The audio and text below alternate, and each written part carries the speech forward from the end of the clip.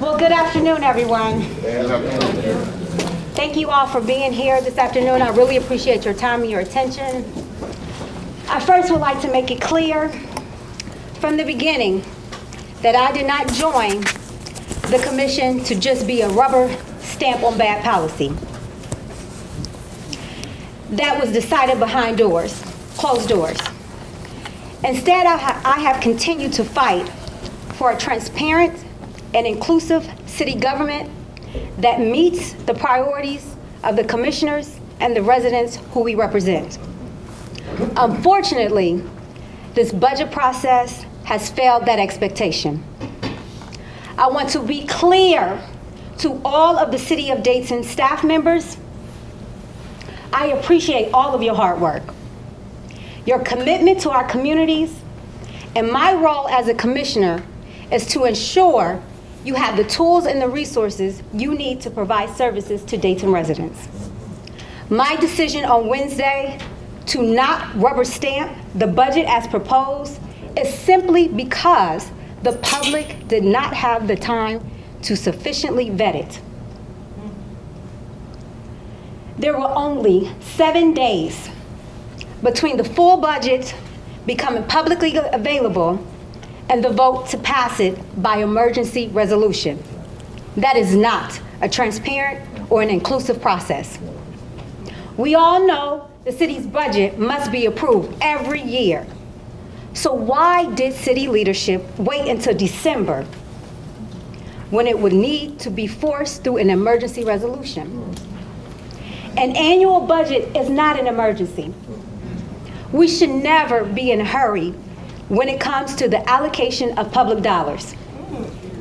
The manufactured emergency timeline and the lack of transparency were not the only problems with the budget as proposed. As Commissioner Fairchild and I have shared numerous times with our colleagues and city leadership, our public outreach has revealed many priorities that are either absent or insufficient in the current proposal. We remain committed to working with our colleagues to reach a budget resolution in line with the priorities of Dayton residents. Here are only 3 of where the proposed budget falls short. The proposed budget continues the erosion of emergency service in our community. My colleagues have manufactured that threat of a suspension of emergency service to force through a budget proposal that itself reduces emergency services. This is unacceptable and unprofessional. Firefighters, thank you for being here. Police, thank you for being here. And other city services are not pawns to use in the budget negotiations. For example, every commissioner has continuously heard from the union of firefighters, police, and neighborhood members how the closure of Engine 10 and Medic 10 fire station on South Broadway has had a severe impact on access to emergency services in a largely minority community. We must reverse those trends. Secondly, the city's Human Relations Council is a crucial department that protects marginalized communities and ensures more equitable access to public funding. As the 2019 disparity study indicated, current staffing levels are insufficient to meet the ever-increasing demands placed on the department. The budget should never reflect the fact that their work is essential for all of city residents to thrive. It should reflect, Number 3, the quality, quantity, and affordability of housing in Dayton is in a crisis. For months, I have outlined specific housing priorities based on community conversations and a Dayton housing survey commissioned by my office. Just last week, Commission passed an informal resolution containing over a dozen priorities related to housing alone. These initiatives were not sufficiently represented in the budget.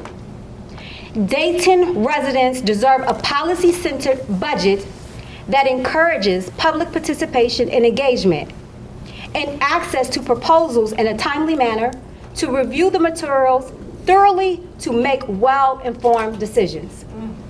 This is what the public expects of us as elected representatives. We recognize that this manufactured emergency means there is no longer enough time for sufficient involvement of the public. But this must not continue. Therefore, I will support a budget proposal following a commitment from my colleagues and city leadership that is in the future, we will hold 7 public hearings on the budget proposal out in the neighborhoods across all city areas. We will have future preliminary budgets completed by October to allow sufficient time for public participation and feedback. And we will increase transparency of future budgets by permanently displaying specific funding breakdowns on the city's website so the public can see how public funds will be spent. Simply sharing whole department allocations is not sufficient for the public to access the budget. A commitment to improve public participation and transparency, along with a consideration of the priorities I have previously stated, is enough to earn my support. This is what the people elected us to do.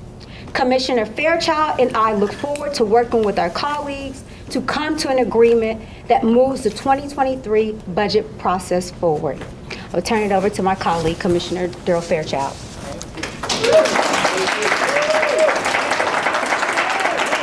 Thank you, Commissioner Turner-Sloss. Thank you for your comments. Thank you for your commitment to our citizens. I want to echo Commissioner Turner-Sloss at the first top of this. This in no way is any indication of our lack of appreciation for our staff. We value our staff. We value all the people who've worked hard on the budget. So I don't know how we can say that strong enough, but we wanted to say that very strong. And for all of our employees and citizens who have now been drug into what should have been a regular negotiation. When I ran for office, I told my neighbors, many of you voters, in this term, I'll be a good steward of the $138 million of our ARPA dollars. I'll work to invest those dollars into our neighborhoods to remove blight and to improve them. And 3, that I'll invest in our young people, our children. These are not new priorities.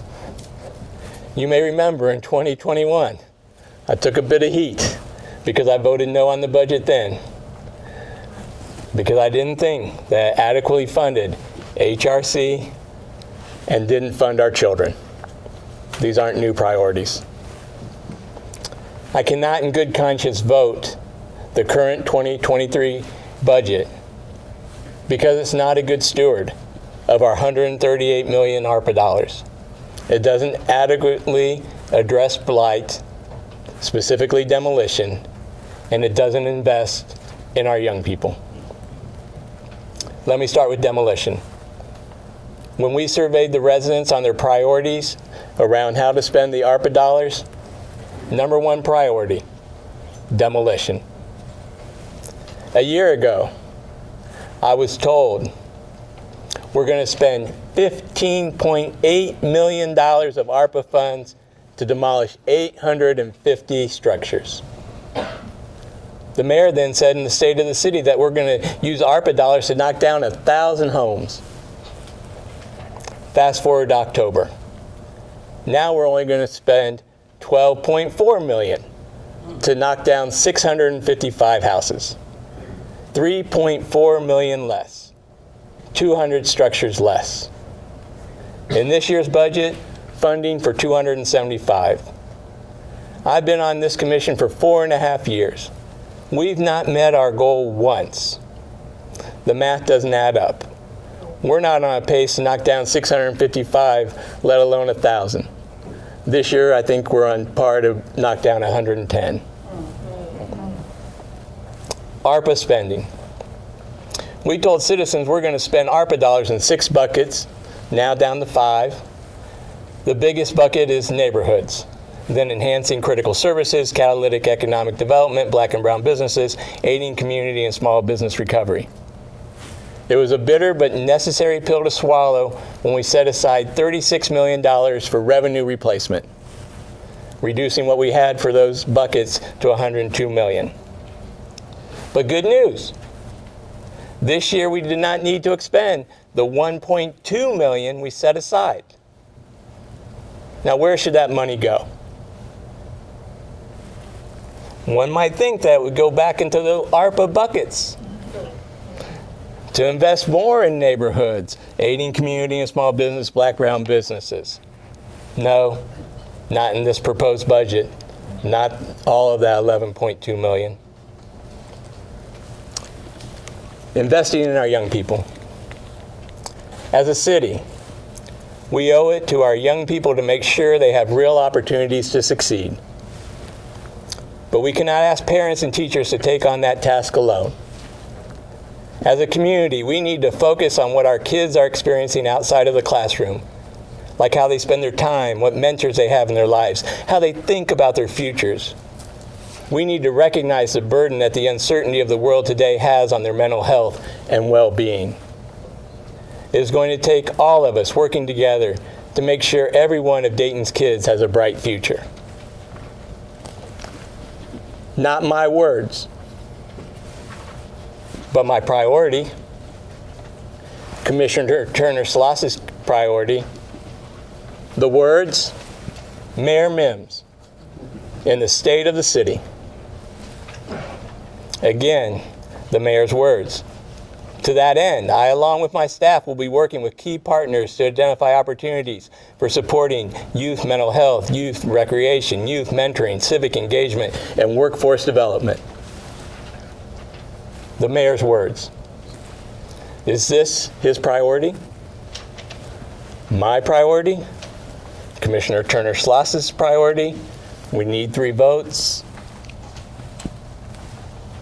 Why didn't the city manager think that this was a priority for the whole commission?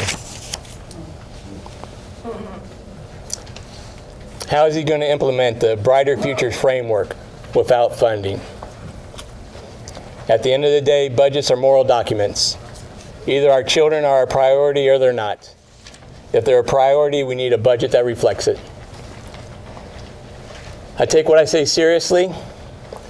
I did not tell voters one thing and then come to pass a budget that does another thing. This budget does not adequately invest in demolition. It is not a good stewardship of our ARPA dollars, and most importantly, it does not invest in our children. I cannot support this budget. At this time, we will entertain questions.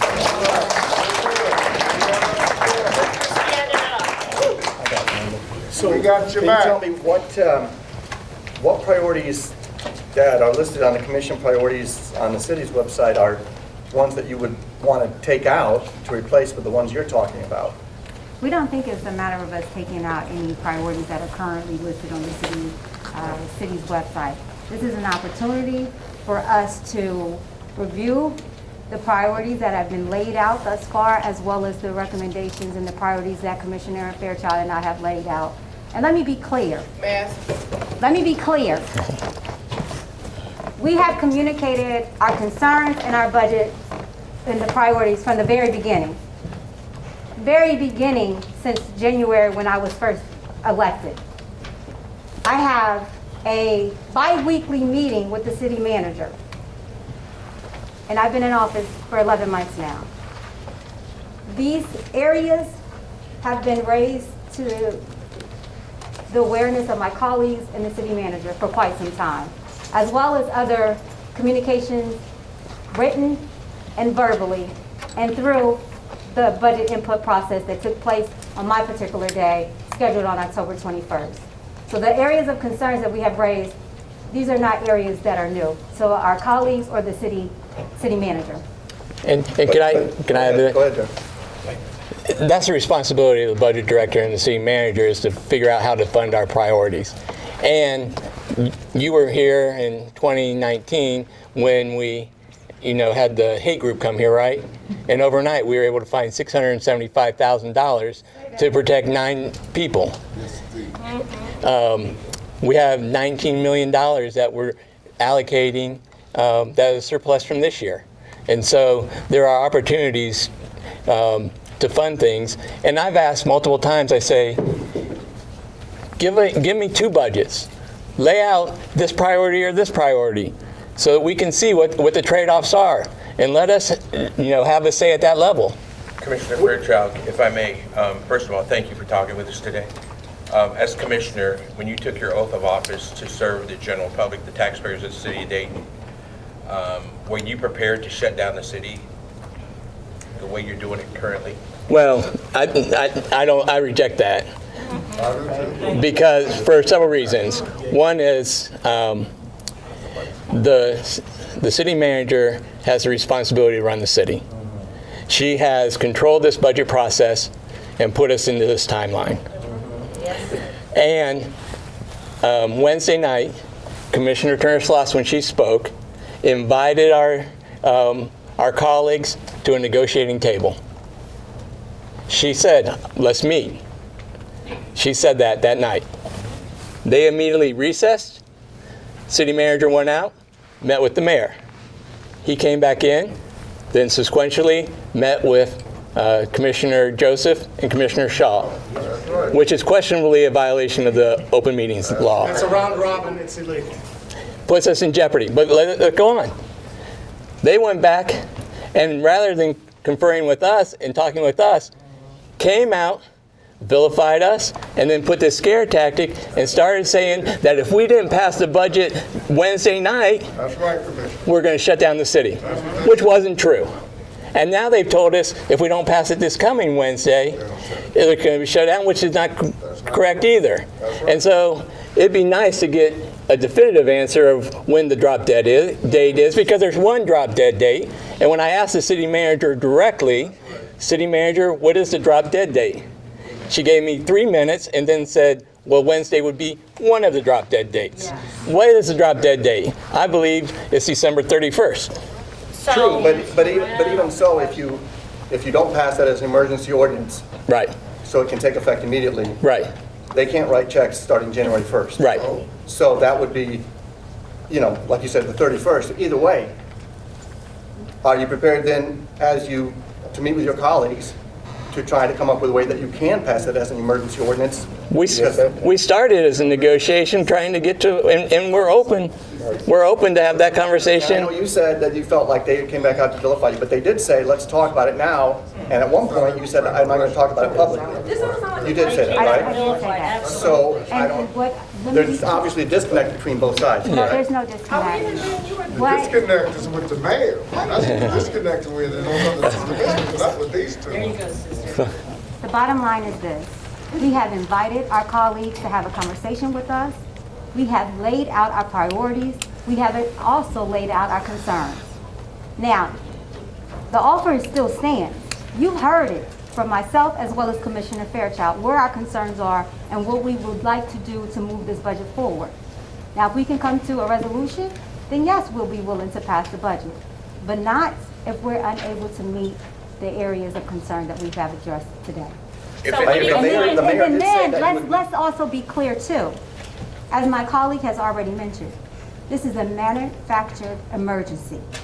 It is the duly responsibility of the city manager to maintain and to operate the day-to-day of this organization, and she failed to do so. We should not wait until the last minute to pass a budget. We know that this occurs annually. Why I are was we just gonna say, waiting that's to the last the key point. minute? This is what has occurred for the last 10 years in a row. In the last 10 years, yes. So, I have to. but if it's not acceptable, you have to change, you have to You have pass to change a what? different budget You have process, to right? change- But you have to change get, the process. but to And do it that, starts you would with still have to get leadership. 3 out of 5 votes, correct?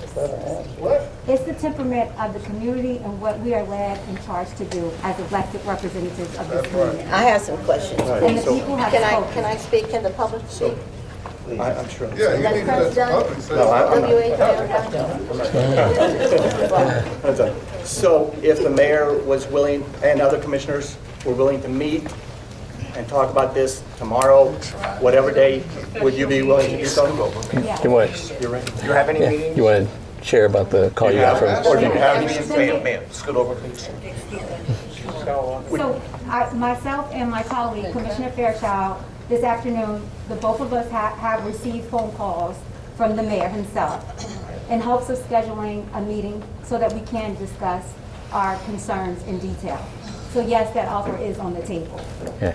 What, And it's always been on the table. Sure. Thank you. what would it take for both sides to come to an agreement? In other words, are the other three going to have to agree to everything you're saying, or are there middle grounds? What's your view on that? It is clear that we have laid out our priorities according to what the residents in this community, what they want to see.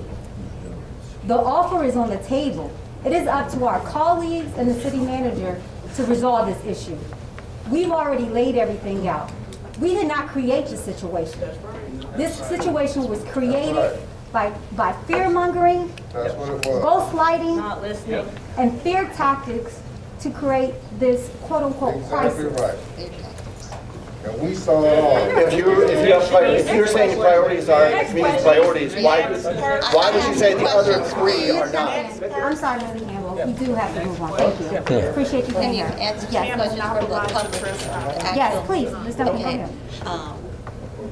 I appreciate, first of all, that you're taking the time to address the situation, and that you're handling it in a professional manner, and not like the manner that I've seen at the City Commission meeting, Right. where Chris Shaw, Jeff Mims were sarcastic and very disrespectful towards you. Valerie, do you have a question? Yes. Now, my question is, on the housing budget, okay, how much is the city, for the 2023 budget adoption, how much are going to be allocating for demolition? Commissioner Fairchild just laid those numbers out. Okay, so 500, it's going to be not like even 500. I don't have the annual amount in front of me. Okay, so, all right, so I think the goal was 500 for the first two terms. The goal was 500 for the first two terms tonight. Is there 10,000 dilapidated houses that need to be torn down? At least 10,000, Yes, right? yes. Yeah. So 500 is probably, if they even get to that amount, right? Possibly, yes. In the next 2 years, and they're only at 100 this year, right? Okay. That's correct. So that's a big disparity. Right. Thank you, Ms. Duncan. Yeah. Yes. Would you consider a professional mediator? I've lived in other cities, Aspen, Crested Butte, Steamboat Springs, Athens, Ohio. In lockdowns like this, they pull in a professional mediator with no connections with either one of you or with Dickstein or Mims. Pull in a professional mediator to deal with this so that Absolutely. Dickstein and Mims are actually forced to listen, and that it's put in their faces that they do not. Yes, absolutely. We are open to any mediation. And- I'm Yes. sorry? Yes, absolutely. We are open to mediation. Yes. And I would go a step further. I got a call from a very wise mentor, and he's fairly neutral in the whole discussion. But he said, from what he saw, the city, has a mediation center, and we try to suggest that citizens should use that, and that we should model it, but definitely need an independent. They wouldn't be able to be the independent, but we should be modeling our walk, because that's our talk. Also bring in an outside mediator. You don't want to Right. use the mediation center from the city. Yeah. But at the same time, what happened They just is said that yes to our mediation. mayor should never have called out his colleagues in a city commission meeting and talked to them like they were children. Thank you, They had Bishop Scott. laid out Do you have a question? for them. You guys laid it out even Okay. before they had the break. They knew how y'all stood. Let us Those go. were bad Yeah. tactics. Let's go to here, and then here, and then there. And we support these two commissioners Steve Lamb, because they're the Steve Lamb, people. staff rep. Thank you. One question I have for you guys is, what do we say to the 1,900 employees and their families? I mean, this could detrimentally affect their rent, their health insurance, their wages, their child care. their everything, their livelihoods. So At the end of the day, this could person who runs the ultimately city. cost the city even more money. You want this one or you want me? Go ahead, and then I'll follow up. Yeah. 'Cause I'll be happy to answer the question, because I've already laid it out. But yes. I would say that, again, we've already said it, we would say that, you know, Dayton deserves excellent leadership, and right now they're not receiving that. That's right. And it is the commission as a collective.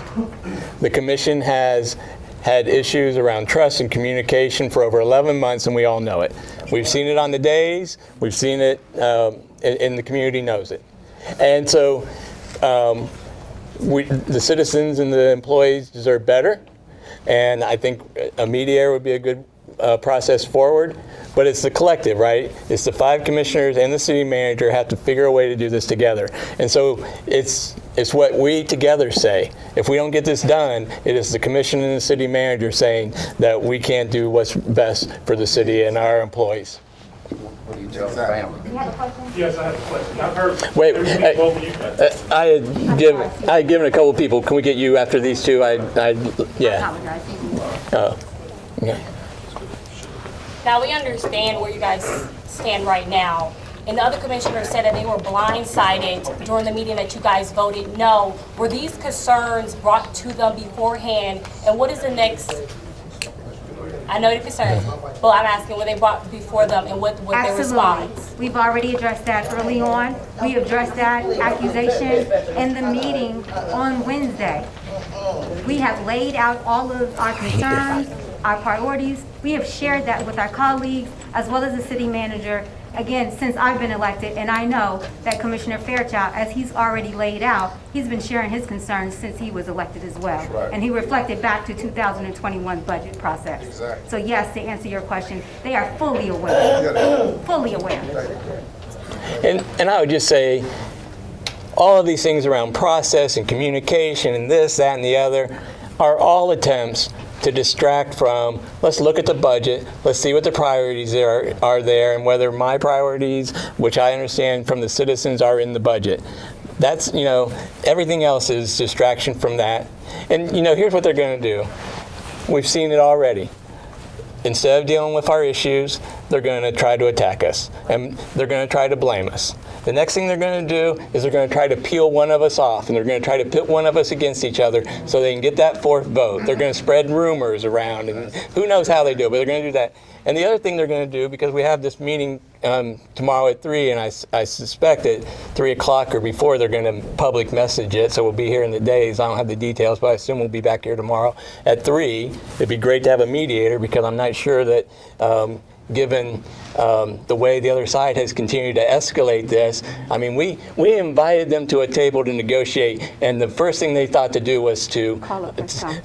well, no, before that, they attacked us on the days, and then they tried to strong-arm us, and they tried to scare us that we're going to shut down. They tried to put The next thing they're going to do is, as soon as they hear what we've said, instead of going back and trying to figure out a win-win for the well-being of the employees and our citizens, they're going to go back and try to figure out how to undermine us and to defeat us. But with all the drama aside and all the confusion, the biggest thing is the community. You Sure. have people sitting here that is very concerned about the well-being Right. of the city. What is your answer to them, your colleagues, to say, like, your community should go first before your size? Absolutely, and that's been our message since day one. As stated, this is a manufactured issue. It's a situation. It could easily have been resolved. We have laid out the priorities since day one, as well as the concerns. So guess what the answer is?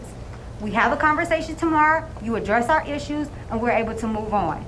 But again, the scare tactic is not going to work. And using city staff and using this organization and the residents as a pawn, again, it's deplorable. That's right. And it's a lack of professionalism, and we have to move on. So we have laid out our proposal, and we're willing to have that conversation. And while you're Thank you. negotiating with the city, you need to have the residents present so that we can ensure that Bishop. it's going to be transparent. Yeah. Yes. The emergency ordinance has been used over the last 30 years to pass some of the most ridiculous emergencies ever, like the emergency to purchase the Sears building Yes. from rich investors at a grossly Correct. inflated price. The Good Sam tear down was an emergency ordinance. Yes. They just don't stop using this. That's right. Now, it takes 3 votes to get rid of the city manager, who seems to think this is an appropriate way to treat you and the public.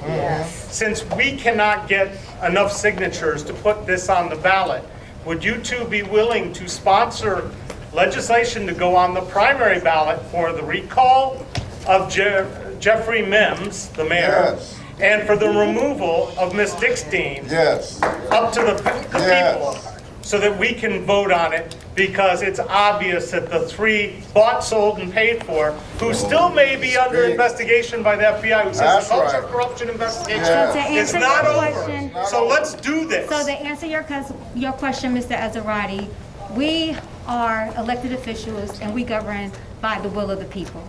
So whatever it is that the charge of the people exists, that is what we're willing to support. But you can and put to that execute. initiative onto the ballot. Again. We cannot. Again, we will support the will of the people.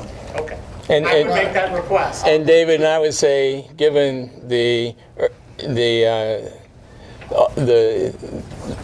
concerns of our citizens and our employees and all of those, all my focus right now is going to be on trying to get to a yes with my colleagues so that we can move this forward. The alternative is to remove them. That's the alternative. My only concern is I've heard both of you commissioners say what your problems are. I'm a City of Dayton employee, street maintenance. Thank you. I'm the vice president of Ask Me Local. Thank you. And what we're hearing down in the yard is we're losing our job, not losing our jobs. We'll be out, no money, no medical. So my question is this: if the drop dead date is not Wednesday, let's say it's the 31st, we have to come together.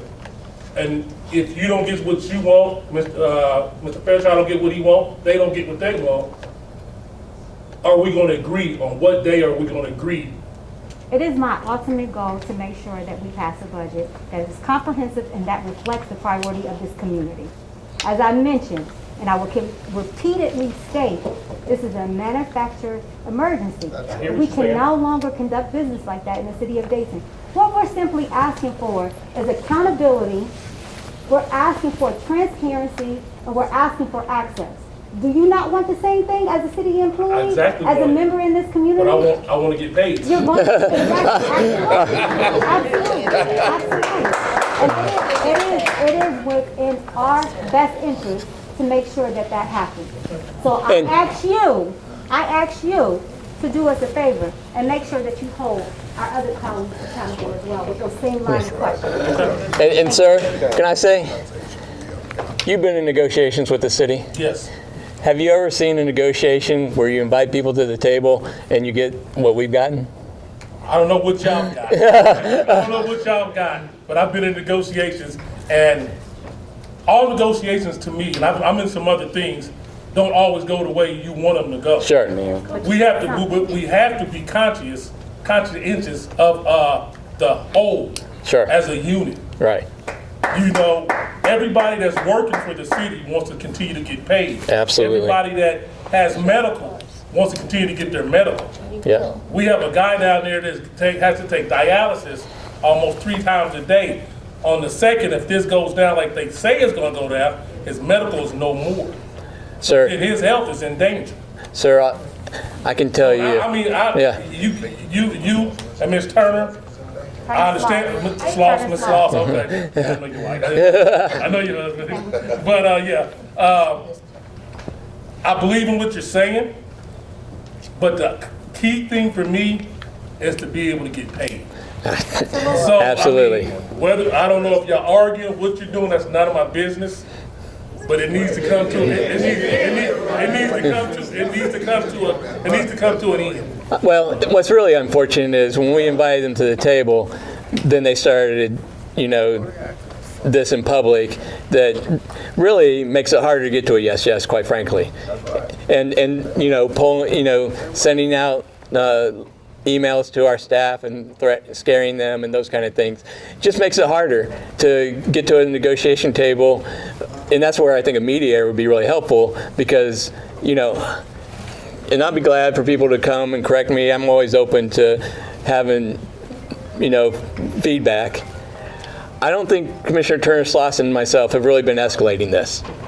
you know, and it feels like the other side is, that's the hard thing about thinking about getting to a yes, is when the other side is escalating and polarizing, you know, demeaning us. I can't remember all the names I got called yesterday, but we did, you know, we want to talk about the policies. I want to talk about kids. I mean, we got kids, they need support, right? Our kids need something, you know. I was having a great time down at the Grand Illumination, and an irresponsible juvenile shoots a gun in the air, endangered his own life, others' lives. That's one of ours, and we know what works for those kids. You put youth development stuff, you get them in relationships with people, you connect them, you give them something. And I mean, how long have we been going on with our kids? I remember when Derek Ali got killed in a drive-by, and it was, we're going to do something about the youth. We had a big summit 2 years ago for our kids. There's gun violence. Our kids are getting killed. Our kids are killing people. When are we going to do something different? We have time for one more question. Yeah. I was just wondering, can we get to the bottom line here? You have a bucket that isn't full enough to take care of your priorities. The other side has a bucket that you think is too full. What are those buckets that are too full? Where are we going to take the money that they are holding out on you? That's not our responsibility. Yeah. That is the role of the city manager. Well, yeah. We lay out the priorities according to the wishes and the concerns and priorities from the community. It is up to the city administration to identify where those cuts and where those increases may occur. That is not our role. That is why the city manager is in fact appointed by the city commissioners. She worked for us. Do you have any inkling what her priorities are that conflict with yours? She wants to run the city. They don't meet where we are, and hence the reason why we're here today. Well, Thank you, Mr. Davis. Yes, Mr. Owens? Well, first of all, I thank both of you guys for being here today, and I you. appreciate you both for standing up for something. The problem is right now is I was pretty embarrassed by the city commission meeting the other day. Well, I think a lot of us were. We looked like little kids on TV yesterday, the other day, and embarrassed by a lot of folks. So it doesn't seem like we can get it together with the city commissioners. So what we need to do is have some community folks being part of this. Because the problem is, you can't make decisions for us without us. Absolutely. And that's the And problem. that is what we're speaking of with this budget. Yeah, that's the problem now. You're making decisions for us without us, and we're not going to have it anymore. You know, we're here, and a lot of us are here right now to stand with you. Yeah. And we're here today to let the commissioners know. I mean, I know everybody up there, and we have to have something done that's different. Everything that we've been doing for the last 30 years I've been talking about has not worked. So we stand with you today, and good luck to you. But again, you have to have somebody from the community there, because it seems like y'all can't get along. So we have to be the people to stand up. We voted for you, and we can vote you out. Thank you. amen. So is Thank there you all any- very much. We really appreciate everyone's time. Happy holidays to you all. And again, as stated, it is within our best interest to make sure that we get this issue resolved sooner than later. Know that that is my promise. And again, I know Commissioner absolutely. Fairchild shares those same sentiments. So thank you all. Happy holidays.